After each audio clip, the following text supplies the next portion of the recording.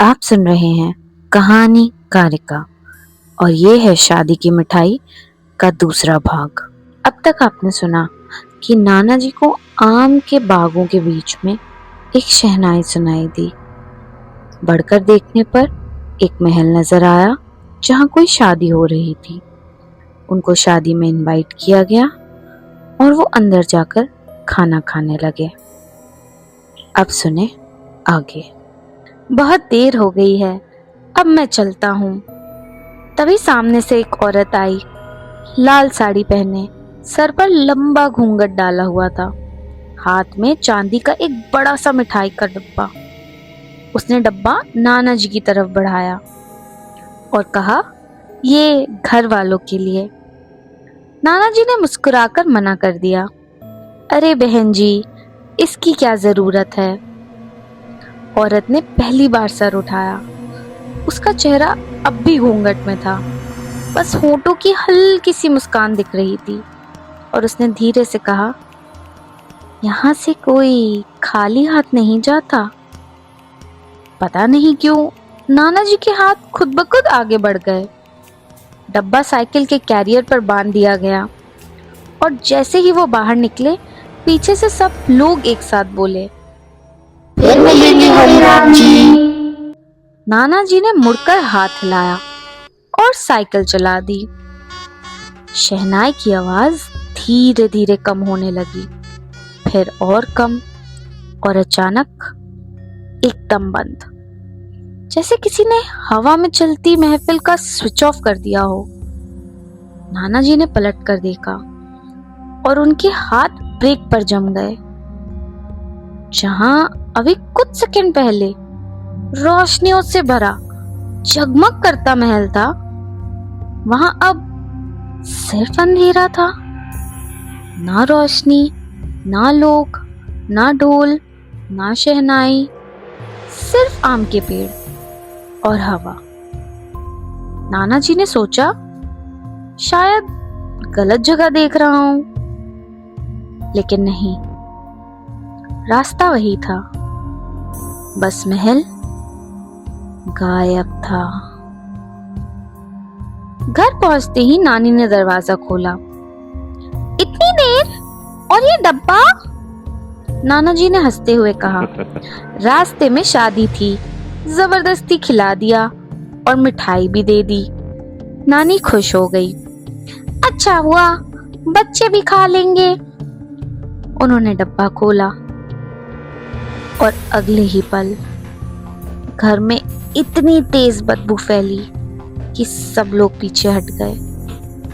अंदर लड्डू नहीं थे, ना बर्फी, ना पेड़ा, सिर्फ सड़ी हुई मालाएं, राख, गोबर और कुछ आधी जली लकड़ी के टुकड़े। सबसे ऊपर एक पुराना सिक्का पड़ा था, काला, जैसे किसी चिता की आग से निकाला गया हो। नानी ने घबरा कर डब्बा गिरा दिया। नाना जी कुछ बोल ही नहीं पाए, वो सिर्फ उस सिक्के को देखते रह गए। सुबह होते ही वो उस जगह को लौटे, दिन की रोशनी में। अब उन्हें यकीन था कि शायद रात को रास्ता गलत देख लिया होगा, लेकिन वहां पहुंचकर वो चुप हो गए। ना कोई महल, ना कोई शादी, ना फूल, ना रोशनी। उस जगह सिर्फ एक पुराना शमशान था और उस शमशान के बीच एक बहुत बड़ा बरगद का पेड़। नाना जी धीरे धीरे उस पेड़ के पास गए और फिर उनका सांस लेना मुश्किल हो गया। पेड़ के नीचे वही काला सिक्का पड़ा था, बिल्कुल वही जो रात को मिठाई के डब्बे में था। नाना जी ने उसे छूने की कोशिश की, लेकिन पास खड़े एक डोम ने उनका हाथ पकड़ लिया। मत छूना। नाना जी ने पूछा, ये सिक्का यहाँ कैसे आया? बुढ़ा टोम कुछ देर तक उन्हें देखता रहा, फिर बोला, लगता है तुम बुलावे में चले गए थे। नाना जी हंसने की कोशिश करते हुए बोले। कौन सा बुलावा? बुढ़ा धीरे से बोला। जो जिंदा लोगों के लिए नहीं होता। उस दिन के बाद नाना जी बदल गए। पहले जो आदमी रात भर गांव-गांव घूमता था, अब सूरज ढलने से पहले घर आ जाता। वो किसी की शादी में नहीं जाते थे। शहनाई की आवाज सुनते ही कमरे का दरवाजा बंद कर लेते थे। और एक अजीब सी आदत पड़ गई थी। हर रात ठीक 2:13 पर उनकी आंखें खुल जाती, बिना किसी आवाज। वो उठकर दरवाजे की कुंडी चेक करते, खिड़कियां बंद करते और कुछ देर चुपचाप बाहर देखते रहते। नानी पूछती, क्या देख रहे हो? नाना जी बस इतना कहते, बस देख रहा हूं आज आए या नहीं। कई साल बीत गए, हम सब बच्चे बड़े हो गए। एक बार मैंने नानी से पूछा, नाना जी हर रात 2:13 पर क्यों उठ जाते हैं? नानी चुप सी हो गई, फिर धीरे से बोली, उस रात के बाद उन्होंने सिर्फ एक बात कही थी, शादी खत्म नहीं हुई, बस मेरी बारी बाकी है। लगभग 25 साल बाद नाना जी बहुत बूढ़े हो चुके थे। एक रात घर में सब सो रहे थे। अचानक नानी की आंख खुली। नाना जी बिस्तर पर नहीं थे। वो चुपचाप तैयार हो रहे थे। सफेद कुर्ता, पुरानी पगड़ी, जैसे किसी मेहमान के घर जा रहे हों। नानी ने पूछा, इतनी रात को कहाँ जा रहे हो जी? नाना जी मुस्कुरा दिए बहुत सालों बाद और बोले, बुलावा आ गया। तभी दूर से शहनाई की आवाज आई, बिल्कुल वैसे ही जो 25 साल पहले सुनी थी। नाना जी ने दरवाजा खोला।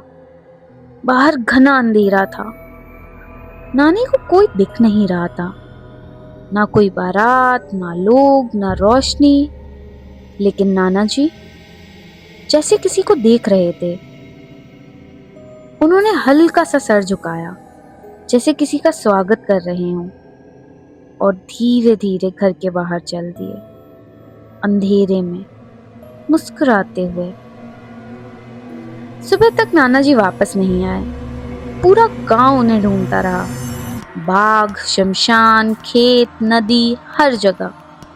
लेकिन नाना जी कभी नहीं मिले। सिर्फ आम के बाग के उसी मोड़ पर एक पुराना मिठाई का डब्बा मिला, बंद, बिल्कुल साफ।